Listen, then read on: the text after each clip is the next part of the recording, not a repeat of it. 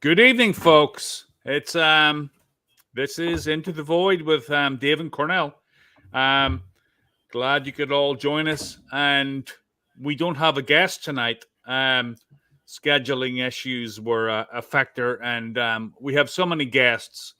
I mean, we have so many people lined up, but tonight we, due to scheduling issues, we couldn't really get somebody tonight. We have like a deck of cards, like they had in Iraq when they were looking for Saddam and his henchmen, and we have so many people to get through. But just tonight was a problem, and we didn't actually hear back from anybody. And you know, this is what happens. We're just starting out, so it's just Dave and myself. And Dave was in the Kiamichi Mountains last night by himself, solo camping, and it's a very active area. So we thought, well, what the hell? Let's just do a show on um, Dave's camping trip and whatever else we can talk about. What the hell? I think it's Well, pretty fun either way. just keep in mind if I'm yawning, it's not because I'm bored. I was out very late last night in the mountains. Right. So, That's but yeah, expected. you were talking about guests. I've been waiting on a friend of mine named Jerry Heston, and I met him, gosh, 20 years ago at the first Texas Bigfoot conference, and he did get back to me.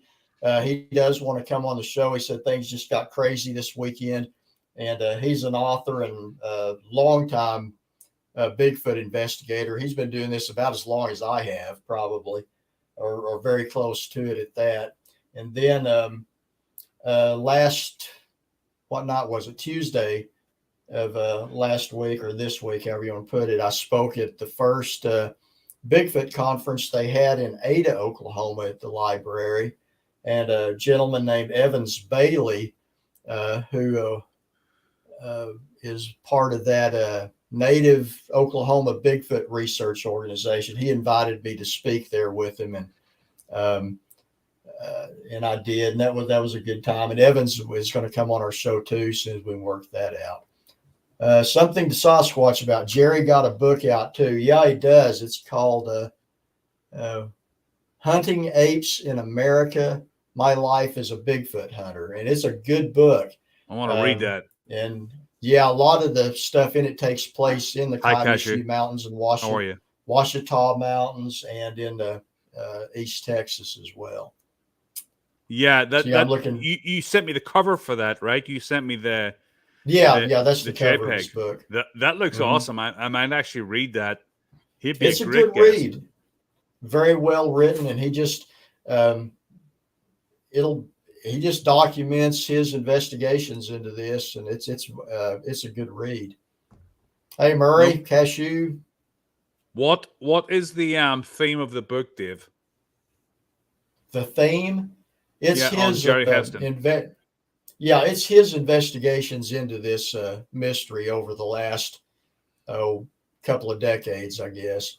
And he goes in, and a part of that book is him investigating in some of the same areas that I have in the past. Like he talks about what they call Area X and Oh yeah, I've such heard as of that. that. Which that's yeah, it's not really called Area X. It's just what they call that area. It's a really big valley. It's probably about as remote as you can find in the state of Oklahoma. It's in the Ouachita Mountains. It's been a long time since I've been down there, but I was um, probably one of the first Bigfoot researchers to go down in there. My first time in there would have been about 1999 or 2000, because I had asked an older gentleman down around the Octavia area if you wanted to uh, go to a place where you'd have the biggest chance to see a Bigfoot, where would you go? And he pointed out that area, and I had to get a guide to lead me down there. And the route that I took into that area is completely shut off now, so you've got to go in from a different direction. And I just that group called NAWAC. Uh, Oh yeah, North North American Wood Ape Conservancy or something like that. They are active in that area, so they've been doing work there for a while now. That's the one that Kathy Strain is in that refused to come on to my show. Oh Yeah, well, I'm going to work. I I'm don't going to know work her. on her. She seems kind of cool. I'm going to work on her because um, she probably thinks I'm some fly by night asshole. So I'm actually so yeah. So Dave yesterday went for a solo hike in the Kiamichi Mountains. So we're going to talk about that, and we're also going to talk about. And I watched this last night. Rick Dyer's documentary called Shooting Bigfoot. And I really want to talk about that because that was fascinating. If not for Bigfoot content, um, just human psychology. Rick Dyer and Tom Biscardi, I'm sure you know these guys through and through, Dave. I really didn't know a lot about Tom Biscardi, but they were total assholes in this documentary. And I'd like to talk about that. I don't know if it was um, they planned it or if that's their baseline personality, but I would really like to talk about that. And I watched Hurry Men, Hoodwinks, and Hoaxes last night with Nikki, and she interviewed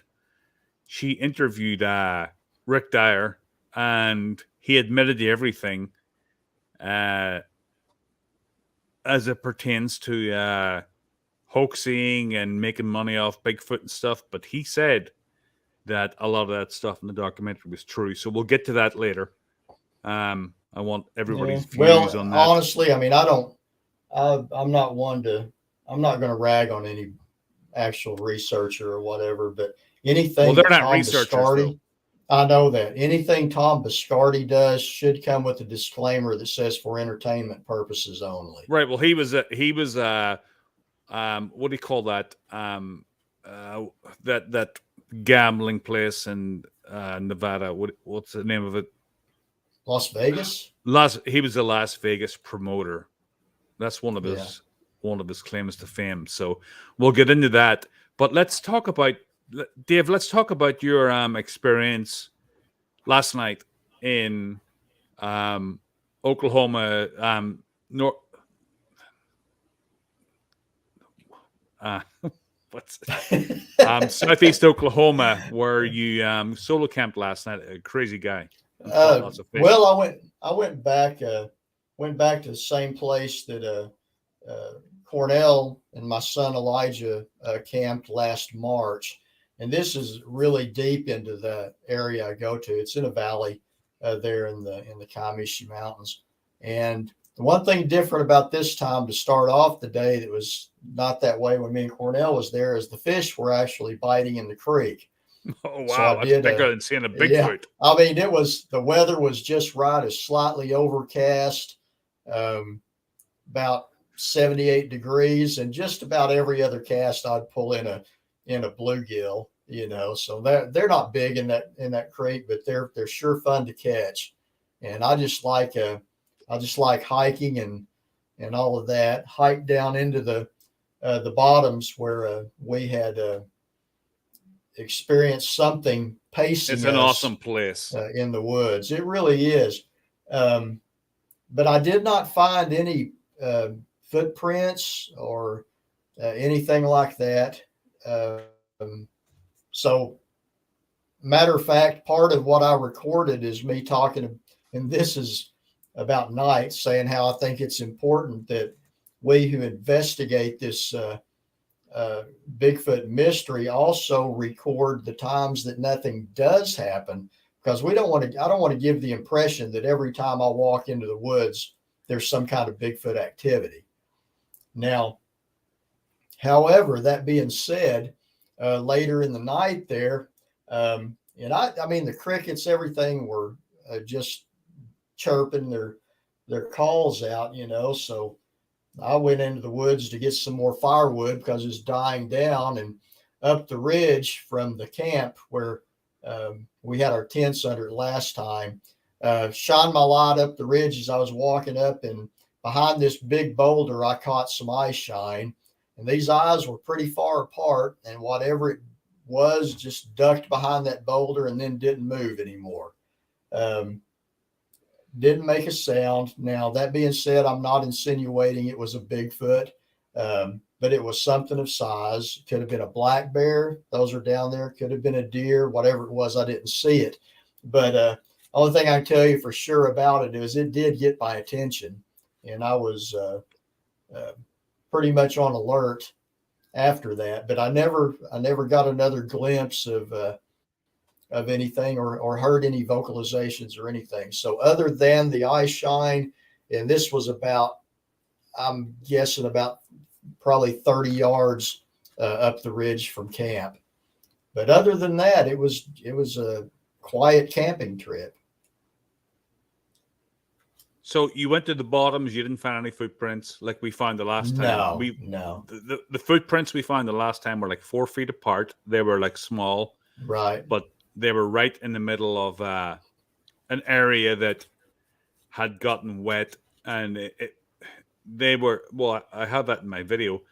So at any time did you feel kind of, well, you slept in the truck, right? Or you just stayed awake on the I just stayed awake. chair? I said, yeah, I didn't even bring a cot this time. I just I thought it, because it's getting pretty cold at night right now, and I wasn't planning on sleeping. I just sat up in my camp chair by the fire, threw sticks in it.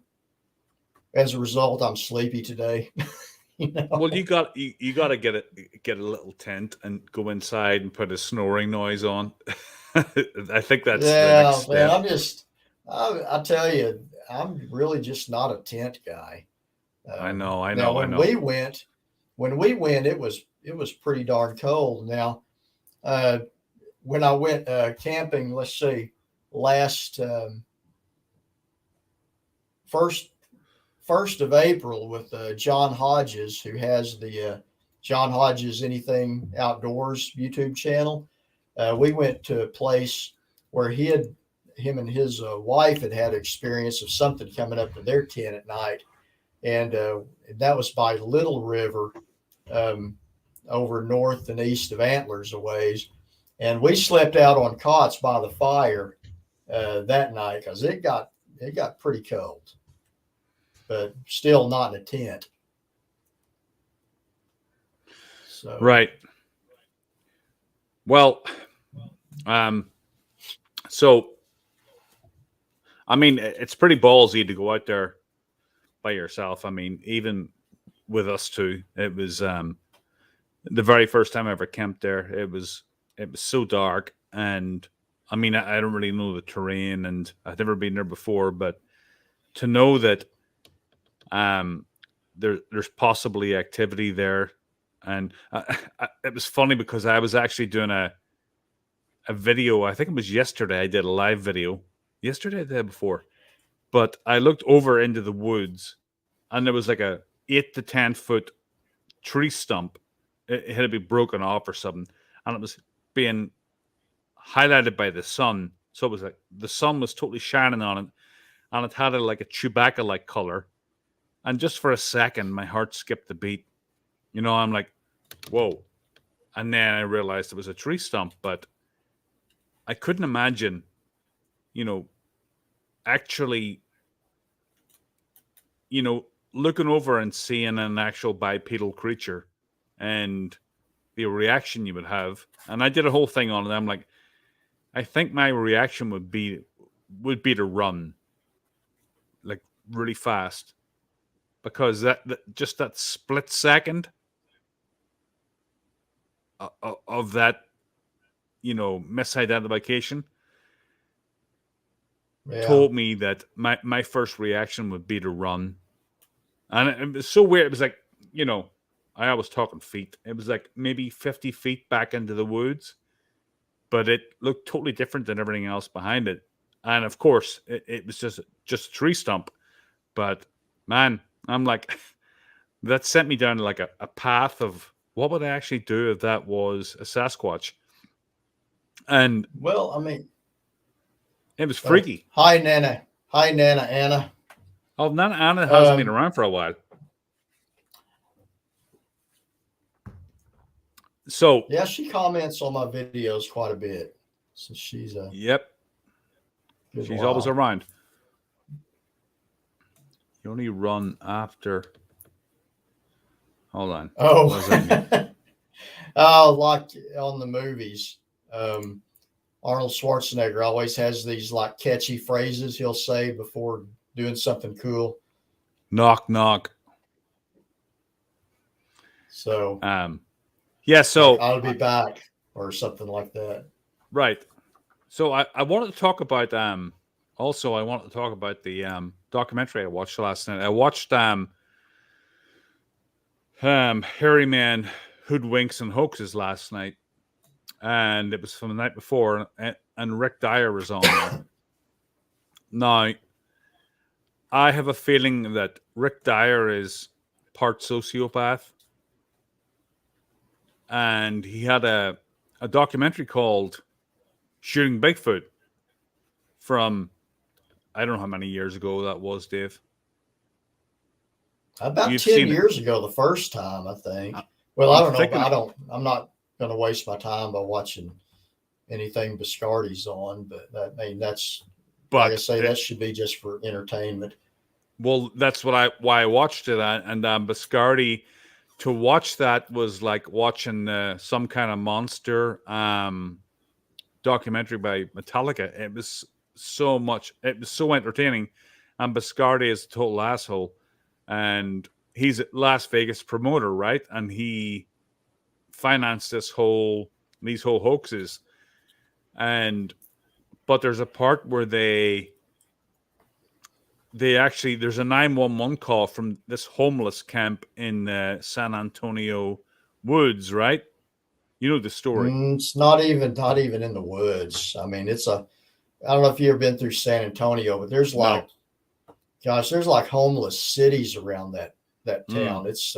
It kind of is pretty sad actually. I went down there with my very sad. family. Oh yeah, you'd go along the side of the railroad tracks by Austin, especially was really bad. But yeah, I heard about that some homeless people saw Bigfoot. So Whoa. Rick went in to investigate, and he was there with a cameraman from England, and they spent a couple of nights there. And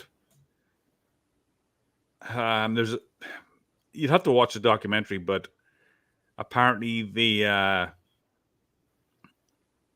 they woke up. It was almost like what do you call that found footage Blair Witch Project. It was very like Right. that, and the cameraman woke up in the middle of the night to these sounds, and he woke up Rick Dyer, and he said, "What the hell's are you fucking with me?" Excuse me, sorry, and they he had a 30-06 and he saw something and he shot it and he reckons it was Bigfoot and ran into the woods, and then the documentary guy had was like, okay, whatever, I'm going back to camp, and then he got attacked by a Bigfoot, and there was a scene where the Bigfoot like punched him or something. Yeah, whatever. Oh, by It the might way, be Cornell, BS. I tell you, the guy named Davy Jones over here in the comments, that's Elijah, by the way. My Oh son really? Elijah. Yeah, he just texted me and say, "Hey, by the way, I'm Davy Jones." Davy Jones's So locker.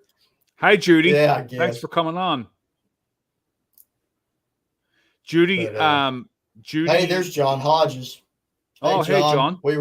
we were just talking a little bit about our camping trip together last April down at Little River, and how cold it was sleeping on those cots beside the fire. Oh, I got to tell you, I had to wake up John one time because his blanket was just about going into the campfire late at night. So, I mean, we were crowded pretty close around it, but yeah, that was a fun trip.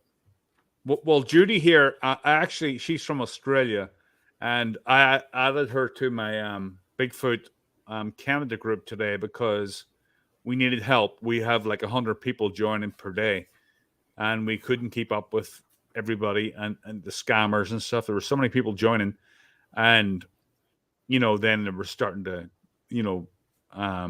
try to sell Bitcoin on their site. So I'm like, oh, we have to do something. We got to get some people in here. So Judy was like, yeah, I'll help out. So she joined the Facebook group, and I'm very grateful.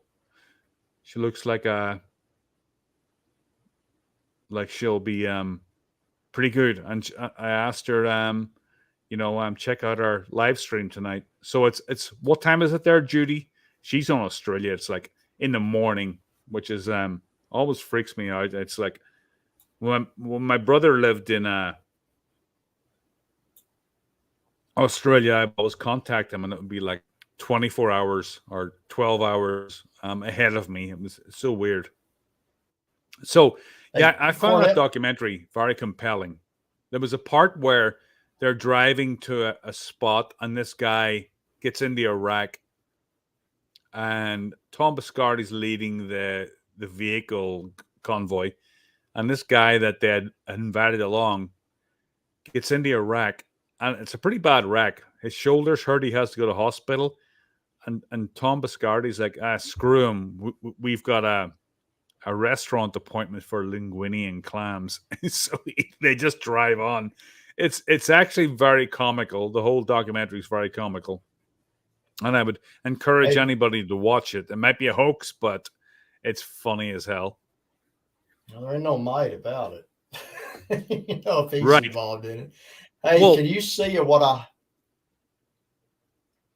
was on to put out? Judy Jenkins made a comment about your reaction up there. I think it's very important that we address that before going on. Can you see that?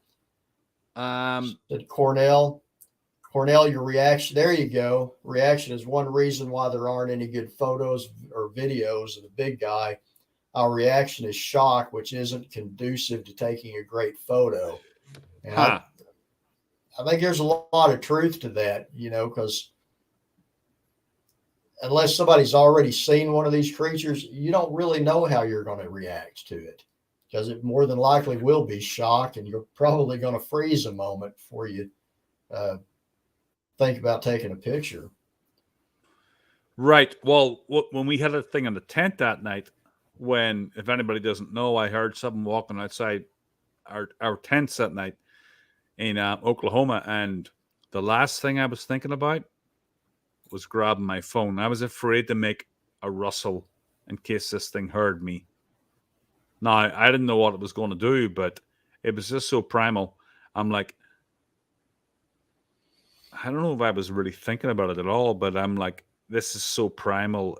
This thing could rip me apart and tear the whole campsite apart. Dave's snoring, and I think his son might have been snoring too.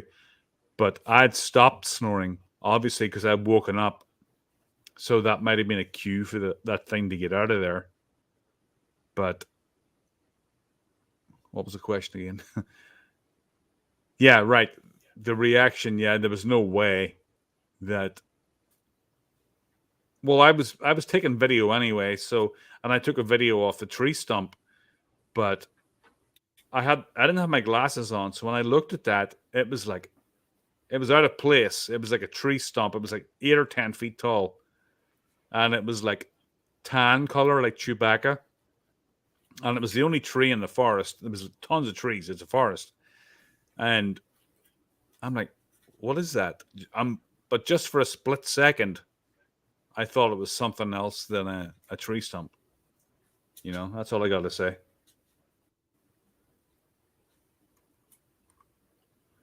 Mr. David Eubanks. David Eubanks. No, I don't say. That was that guitar player on Johnny Carson or so here several years ago. Well, actually, Patty, there is a hack to getting your camera into camera mode, getting your phone into camera mode. There's a swipe you can do. Apparently, I haven't figured it out, but there is. You can get your phone out and swipe it a certain way, and it will automatically go to camera. Well, that would be useful. Yeah, I haven't tried it yet. So you get there yesterday. At what time did you had a Sonic and then you headed out to the Yeah, that's so. Kiamichi's. Um, I got to our camping area about 1:30 in the afternoon, and I packed light this time. I didn't take a lot of extra stuff, just my camera equipment, fishing gear, and um, a camp chair and stuff to start a fire with. And as soon as I got there, I hiked down into the bottoms and went to a couple of those holes in the creek where we fished, and they were actually biting, so that was some fun.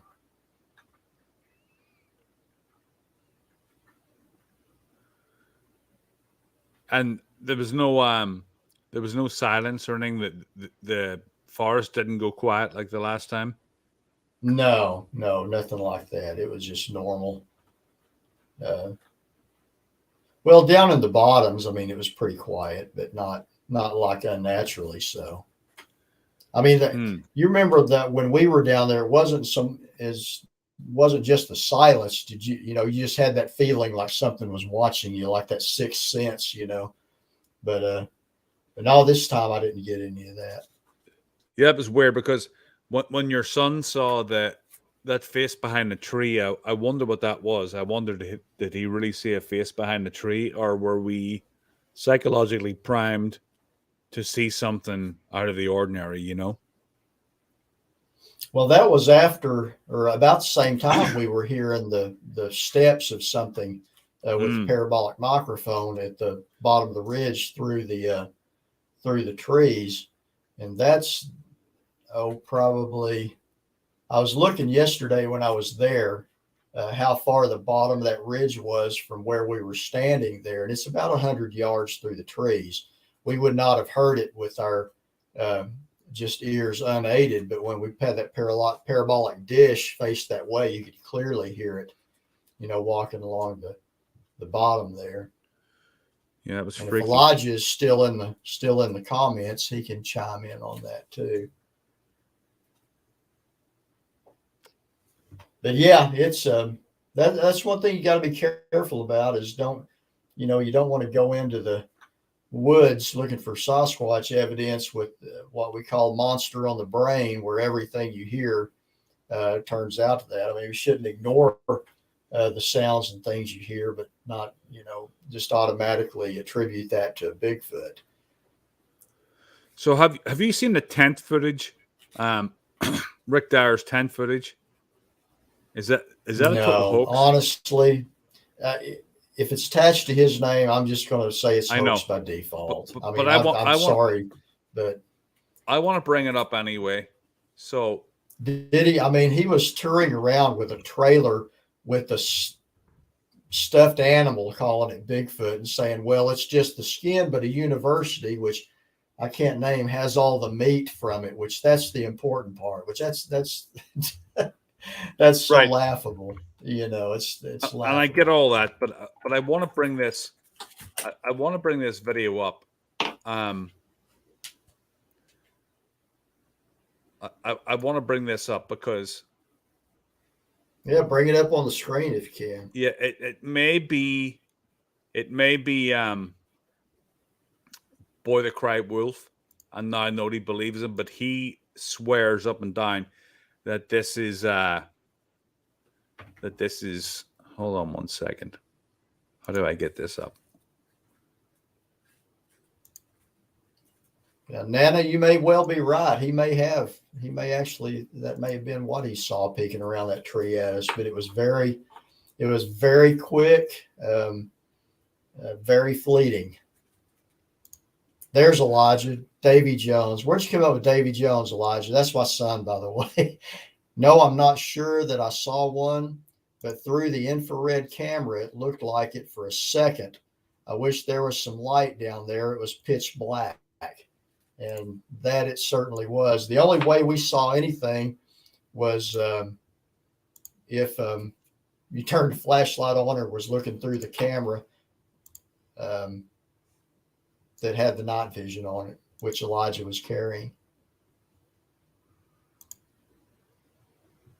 What if the most awarded SUV ever grew with you. Okay, we got to get Introducing through the the ads all-new here a Grand second. Hold on one Cherokee second. L, with more space to fit the family comfortably. That's right, 3 rows of seating for up to 7 passengers. Whether it's 2 rows or 3, the choice is clear for your next SUV. Pick the Okay. #1 selling full-size SUV in One the second. Northeast region, the Grand Cherokee, a legacy extended. Take advantage of 0 down leases with 0 first month's payment and 0 security deposit during Jeep Adventure Days. Test drive and upgrade today. Offers end October 31st. Okay, so this is the footage right here. What if the most awarded SUV Oh, ever no. Oh, grew come on. with you? Introducing the all-new. Okay, sorry. I'm going to try to bring this up another way. Davy Jones from the Monkees. What Nana? I'm sorry. Hold on one second.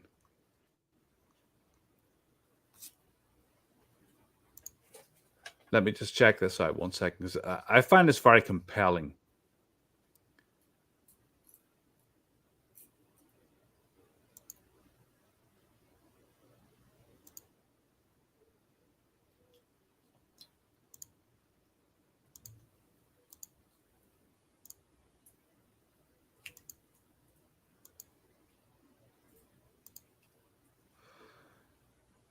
I can't get it up. Hold on. That's what she said.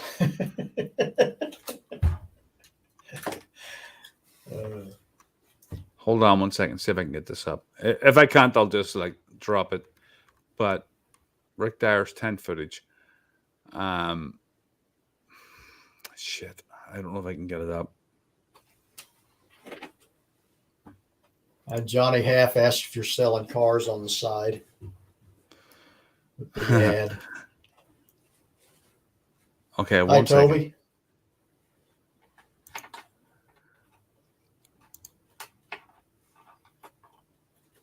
Okay, I really want to get this up because I think it's interesting.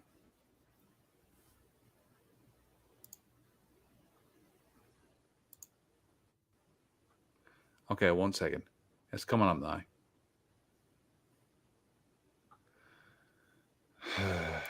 It won't come up. Okay, so what happens is Rick Dyer is in a tent and he has nailed a rack of ribs to the tree. You guys can look it up, just Rick Dyer's tent footage. And he is taking footage of this thing eating the ribs. And the Bigfoot that's doing that is quite compelling. It's probably a hoax, but it's a damn good hoax. Toby.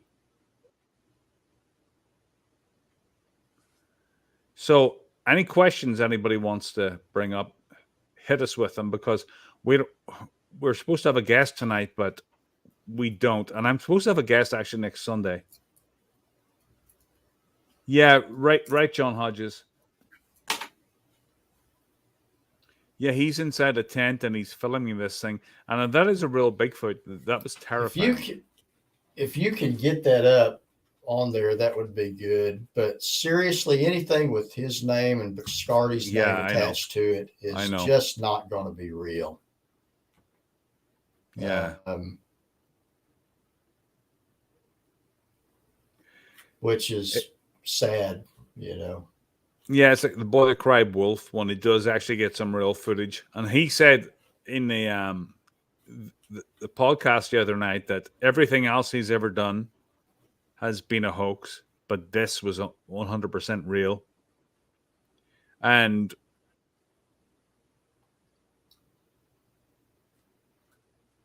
it looks real. It really does.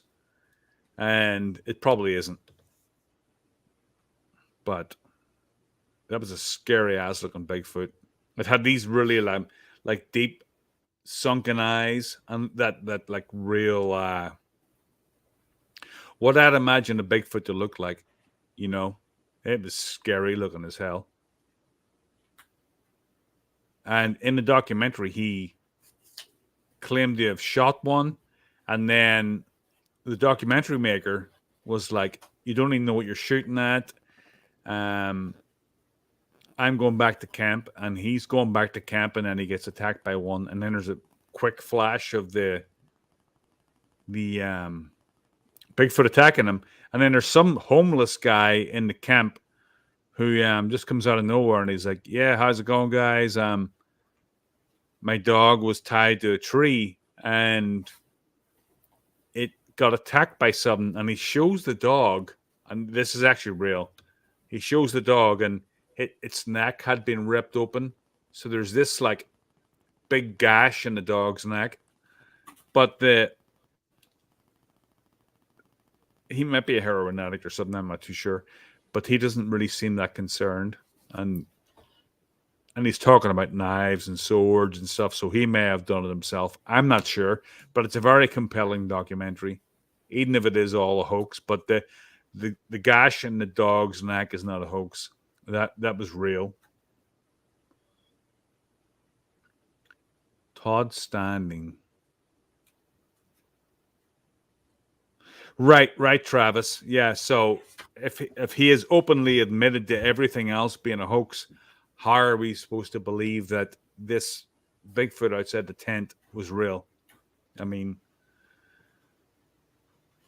probably not. Probably not. I mean, but it sure looked real. It really did. And if they got a costume,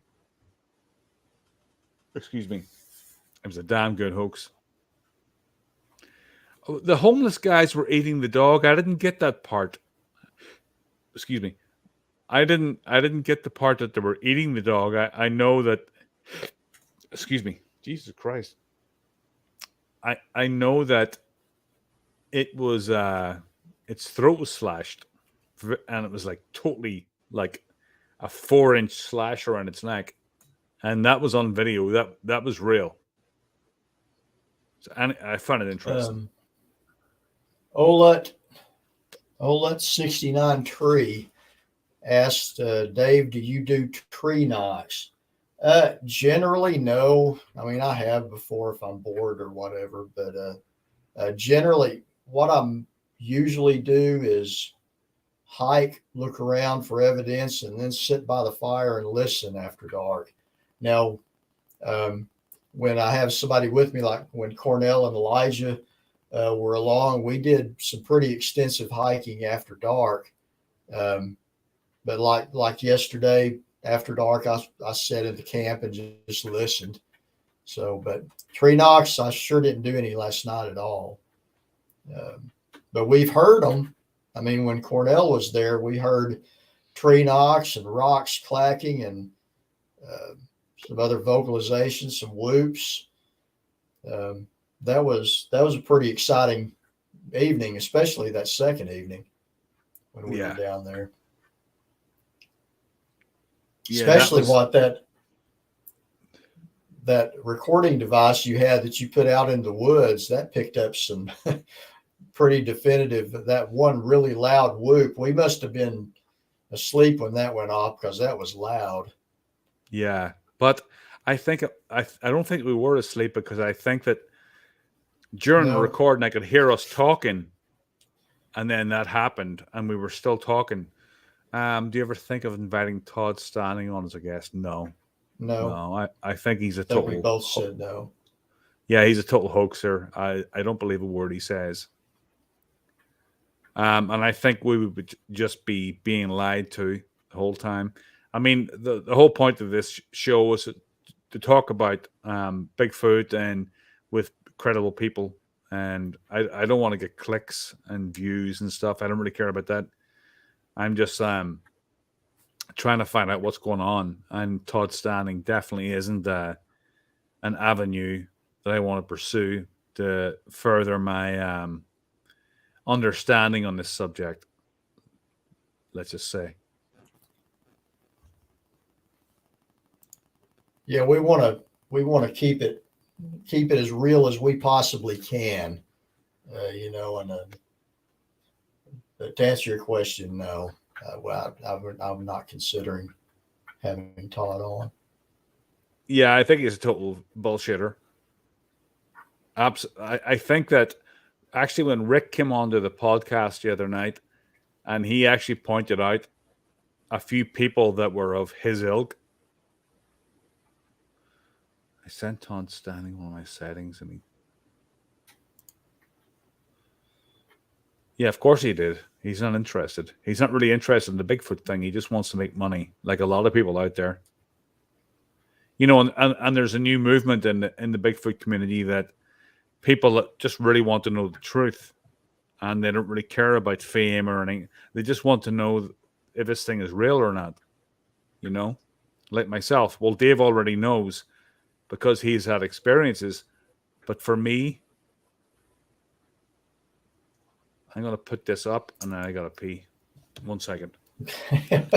You want me to wait before I answer that? He left before I answered. I got an answer. Alicia Marie, do you believe that Bigfoot migrate north to south, etc.? Not in the sense that some do, like birds or whatever.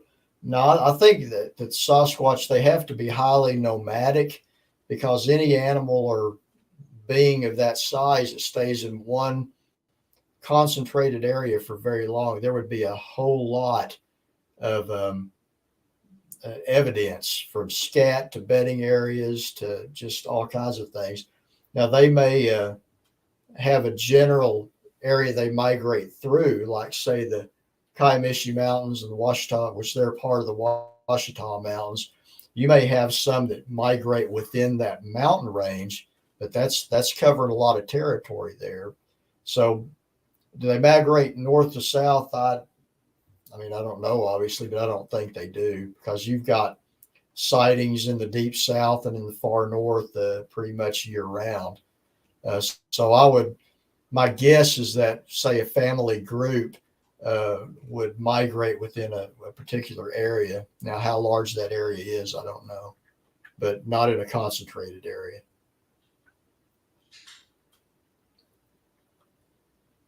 Let's see. Yeah, follow the food source for sure. And, brings up the question, what does Bigfoot eat? I would think they would be omnivores, like, say, the black bear or us. They would eat plant and animal. I would imagine they would need a good protein source. Johnny Half asked Dave, have you ever run into William Lansford? I like his stuff. No, I have not. I don't know him. Have you heard of him, Cornell? William Lansford? Well, I've heard the name, but I don't know him.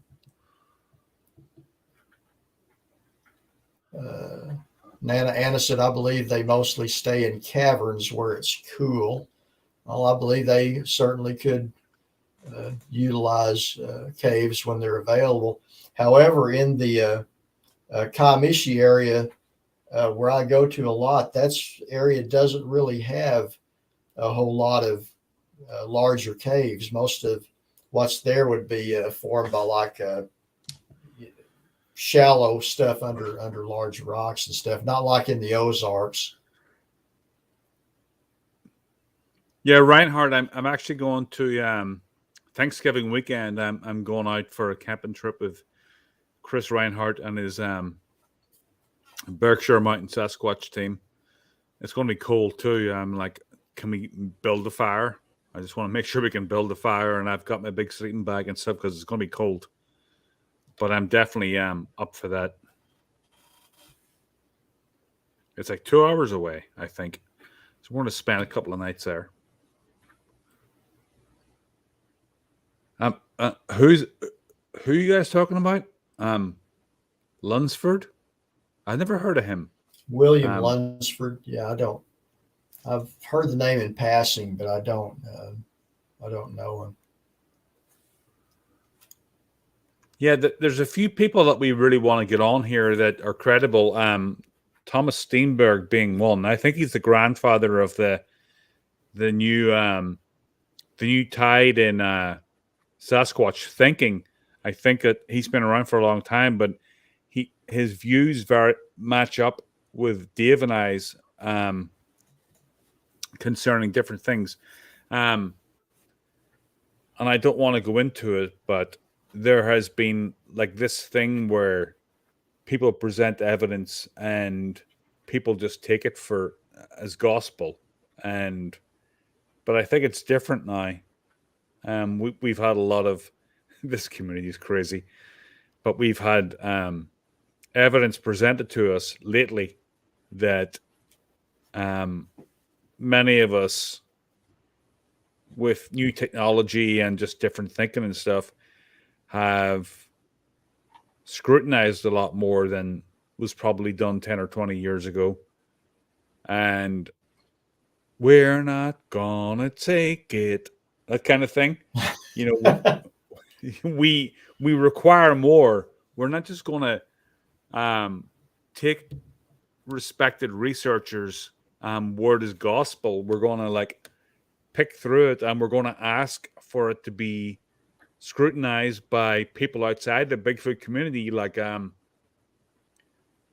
wildlife experts and different people. You know what I'm saying? When Dave and I go down to the Kiamichi Mountains and we have these encounters, we will go through it. And what was walking outside my tent on 2 feet?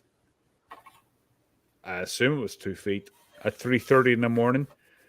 So we'll have a conversation about that and like, what else could it be where we were, you know? And we don't immediately jump to Sasquatch, but I don't know what else could have done that, you know? Yeah, there were a lot of other things going on the 2 nights prior that, like the raccoons. The raccoons, after hearing that, those were chattering up in the distance too. But yeah, I don't think that was a raccoon that come down by your tent, surely. Right. Well, it was heavy. But I mean, we had so much going on, the wood knocks, the rocks clacking, the whoops, such as that. And then the climax of that was when you woke us up yelling that there was something outside your tent. And so we didn't see it, but I know that's an area where there is a Bigfoot activity. I started investigating that area back in 2003 after an initial sighting by a man on horseback there. And it wasn't long after that me and a friend was investigating in that area, and something threw a very large rock against a tree right at the edge of our camp. When I say very large, we're talking about a 25, 30 pound rock, and it hit that tree with force, left a dent in it. So, what's out there that can do that? That's not a bear that throws rocks like that. And the beauty of it is, Dave, nobody knows where this spot is. Not even I couldn't even point it out in the map. So somebody asked me on Reddit, so where is this place? I'm like, well, Dave didn't tell me. I was, oh, well, that's convenient. I'm like, well, it is convenient because he doesn't tell people where it is, so there's no fear of anybody screwing with you. I'm like, if anybody asked me to go there, I have one landmark that I could probably find after a lot of investigation, which is a fast food chain. But you might as well have blindfolded me and drove me there because I had no clue where we were going. And I'd rather have it that way.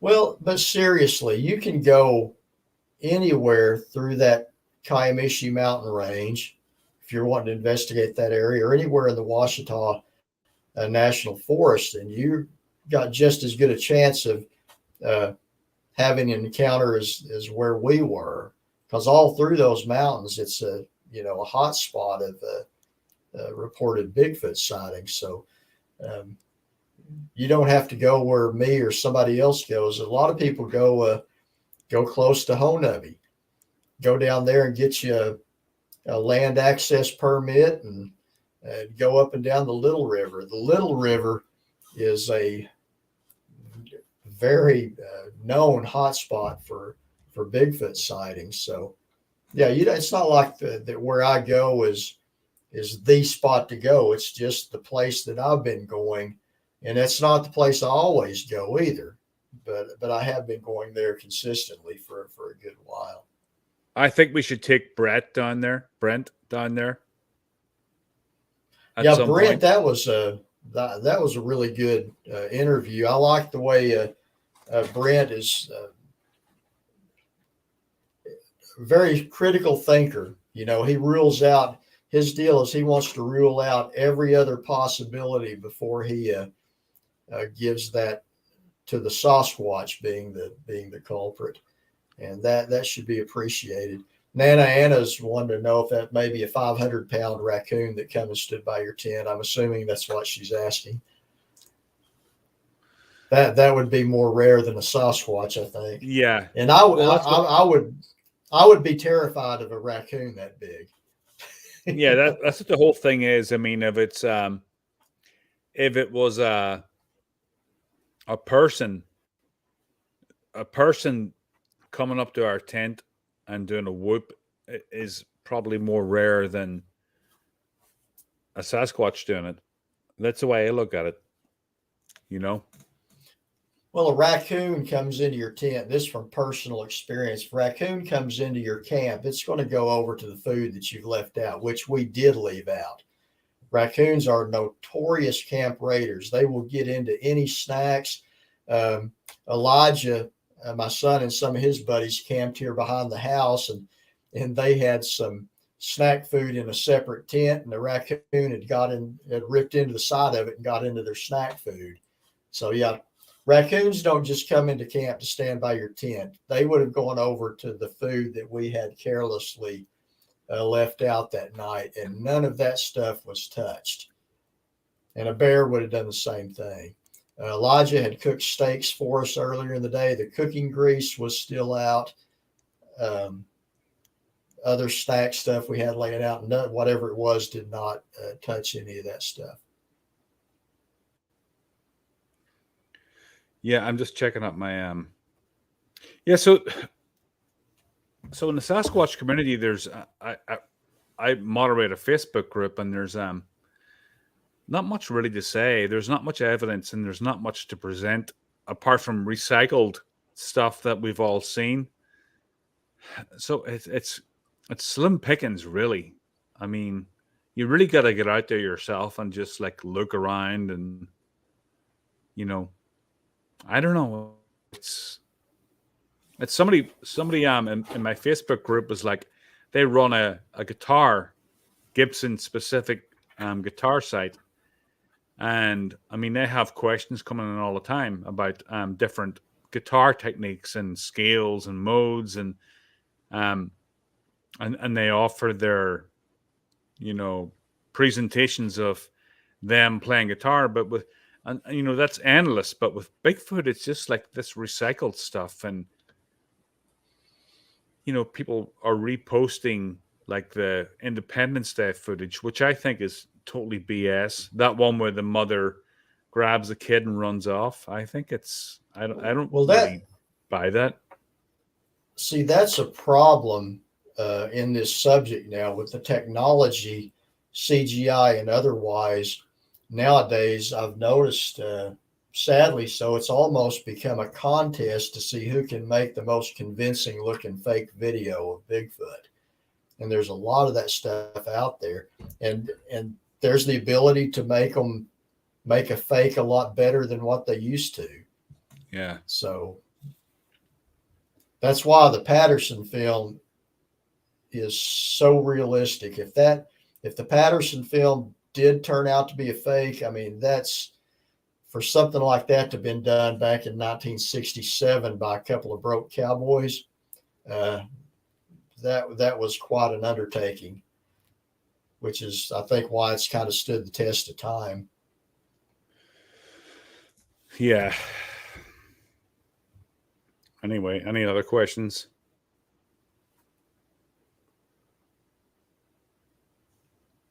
There's 27 people on here. But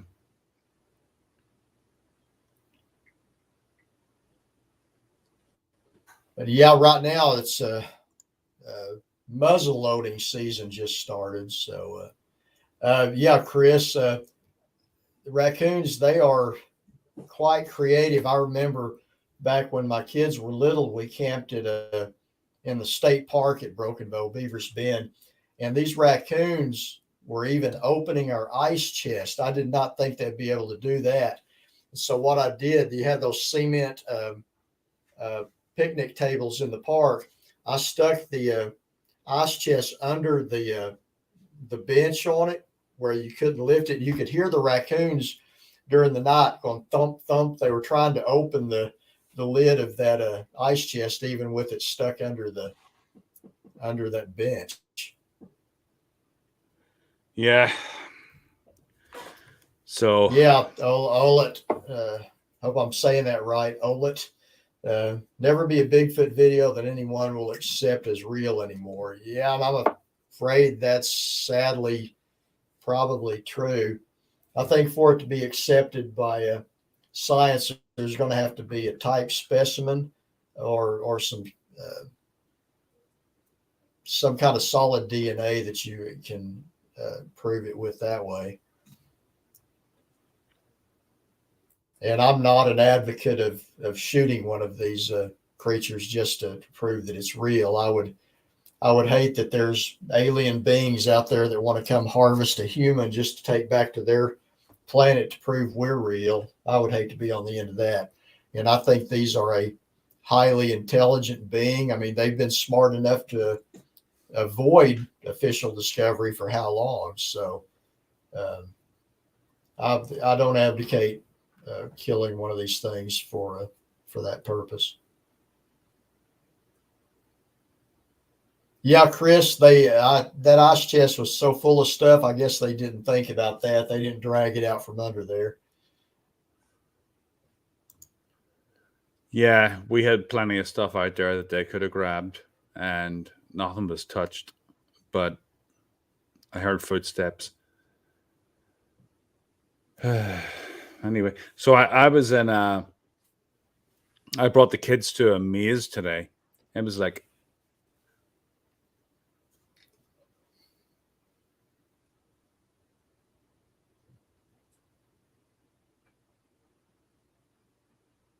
Olet, you're in what's the name for it? Where are you from again? Are you from Newfoundland, or is that strange land?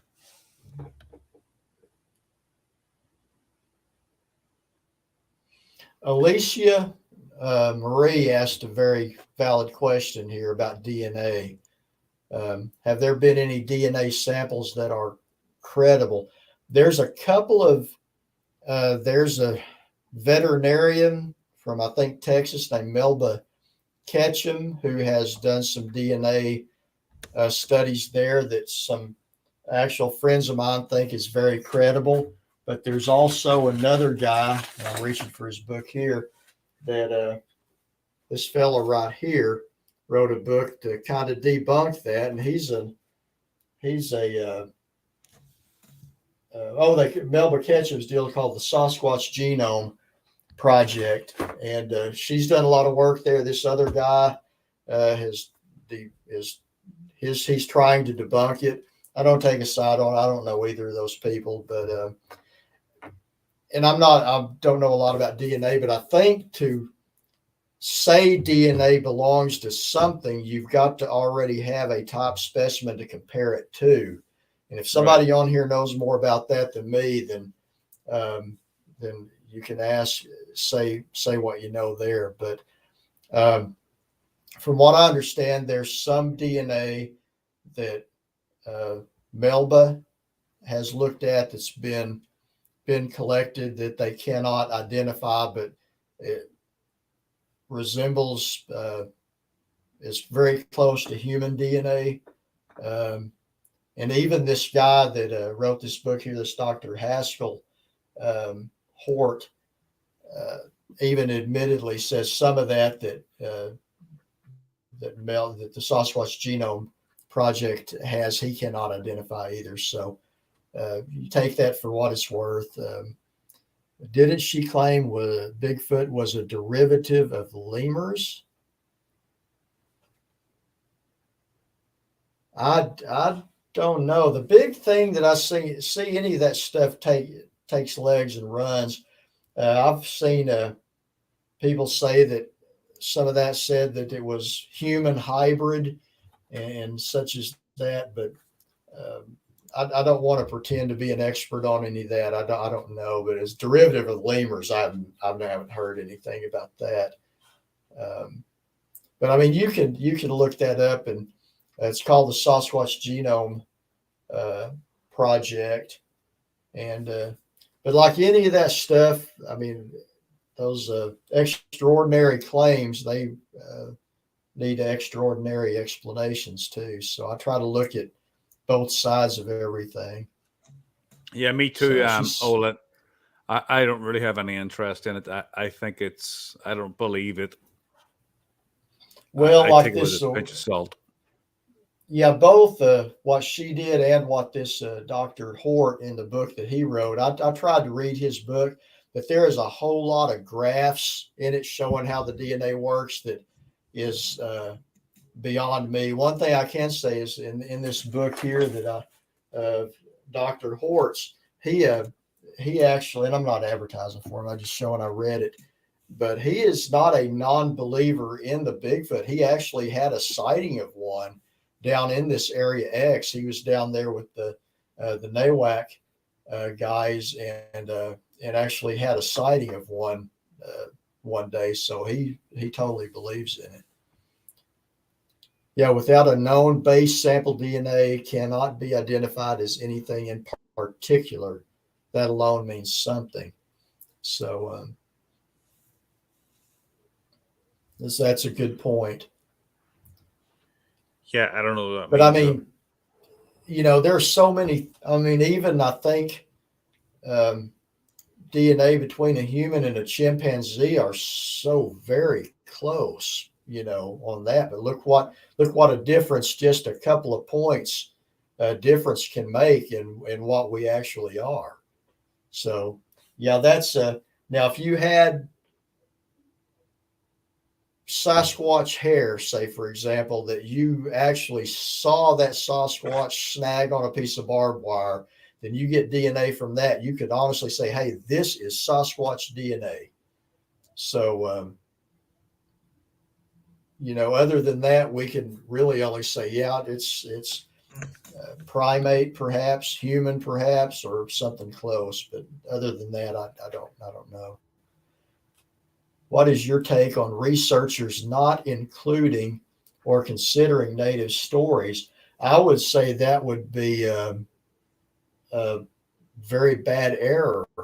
And I brought this up when I spoke at the Bigfoot conference deal at Ada this week. Um, when we're talking about Bigfoot here, what we call, I mean, the name Bigfoot come about like 1958 after Jerry Crew discovered those big footprints in Northern California But back weren't they then. a But hoax? if, huh? Weren't No, they a hoax, though? no, those were Oh, I not. thought they were. There were other hoaxed prints at a later time come from a different person, but those Oh, right there have not been shown to be a hoax. Not the ones he was holding anyway. Um, but no, back to the Native American, uh, their folklore, their stories that they passed down. Okay, we think about Bigfoot now, but to me, should we not consider or look into the folklore and the legends of the people that have lived on this continent for thousands of years? Because if such a thing is real, then those beings should be in their folklore and the stories they've handed down. And in fact, they are. And I'm not going to say every tribe because I'm not knowledgeable of every tribe, but all of the tribes that I know of have some name for this being. Even in the South, in the Pacific Northwest, all the way across. So yeah, this is not some new construct that came about in the mid 20th century. This is so yeah, we should definitely consider the native stories and such. I know I do.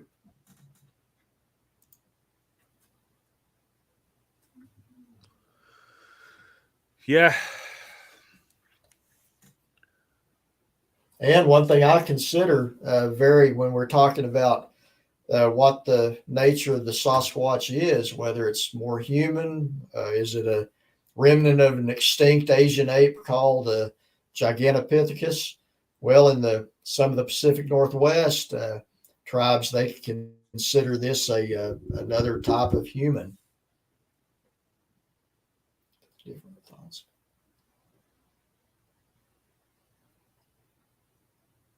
Well, I don't know. Yeah, we could get a basic understanding about its behavior, um, but about not having a clue about what they are, um, I, I don't know. You know, there are stories of these beings abducting native women from up in the Pacific Northwest and even producing offspring by them. If in fact those stories are true, then that would make the Sasquatch some type of a human.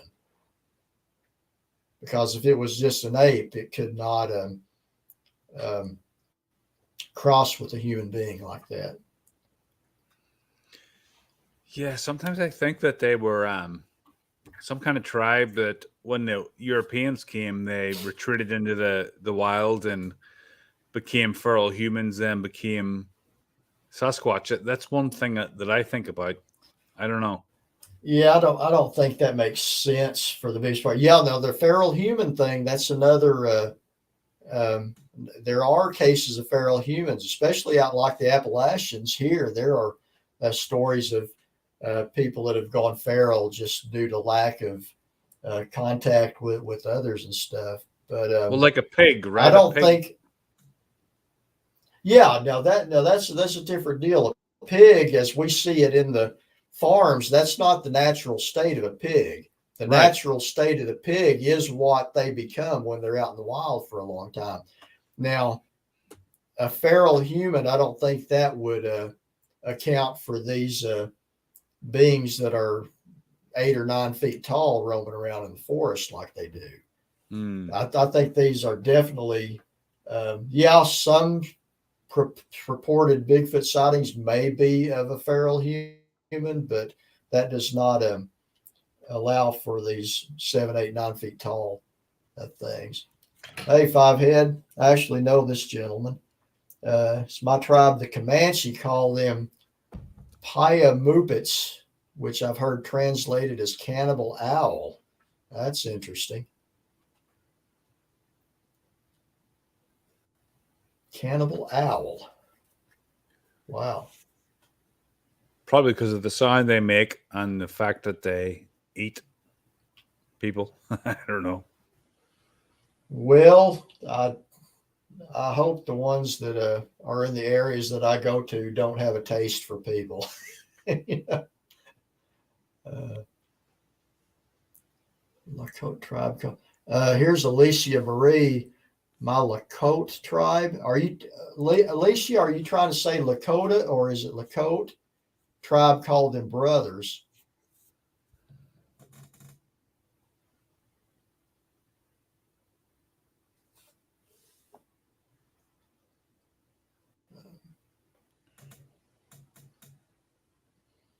Lakota. Lakota. Okay. Yeah. All right. Called them brothers. That's interesting. So for that to be the case, your people apparently um, view them as another type of human being.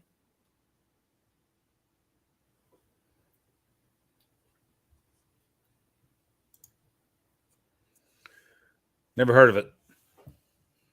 I have. Oh, no, I'm on Chris. No, I don't. I don't give any weight to that story at all. Okay, for y'all that's not familiar, the Joshua LaFleur story says that back in the I believe 1855, that there was a group of Sasquatch in LaFleur County, Oklahoma, stealing children and maidens and eating them and all that. So they sent in a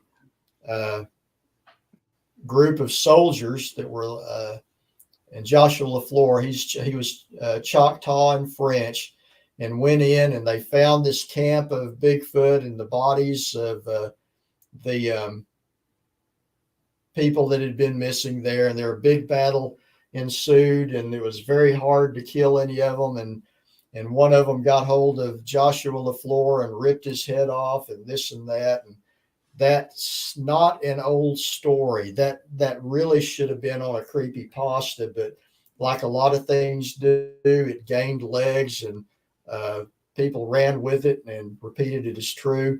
But I know personally several Choctaw natives that even grew up in that area that have told me, no, that's not a real story. That never happened. And most of them don't even know where it come from. And these are Choctaw natives that I knew that are not young now. They're up in their 60s or so that say that story's a bunch of bunk.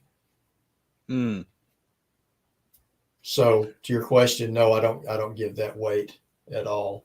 It's a fun story, though. I'll give it that, but that's what it is. It's a story. Yeah, it seems to be like in America, there's all these Europeans came here, and I mean, there's so much folklore, like from different European countries. I mean, Ireland and England and Germany and Holland, and I mean, it's just so hard to wrap your head around. Hi, Daniela. But now, Daniela's here. Hey, but yeah, but you're talking about Europe now. In ancient Europe, they had their legends of the hairy men or hairy people of the forest too. But as it became more populated, it seems like they were pushed further to the east, where today you have, like in remote areas of Russia and such, like in the Caucasus Mountains, the Almaty, and even farther into Asia, the Yeti and such as that. But back in days of long ago, ancient Europe, there was stories of these beings as well. So it's not just unique to North America. I mean, even I wrote this down. New Guinea even has something called the coyote.